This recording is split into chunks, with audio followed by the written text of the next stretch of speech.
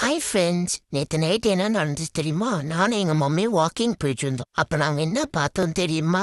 இதோ பாருங்க, வீடியோ சைட்ல போட்டிருக்கேன், தெரியுதா? பாத்தீங்களா எவ்வளவு பெருசா இருக்குன்னு? எங்க மம்மி கிட்ட கேட்டேன், மம்மி என்னது மம்மி இதுன்னு. எங்க அம்மா சொன்னாங்க, இதுதான் ஆமன். எப்பா எவ்வளவு பெருசு! ஆனா நம்ம சைஸுக்கு எதை பார்த்தாலும் பெருசா தெரியுது. ஆனா இது உண்மையிலே பெருசா இருக்குப்பா. ஞாபகம் வந்துச்சு.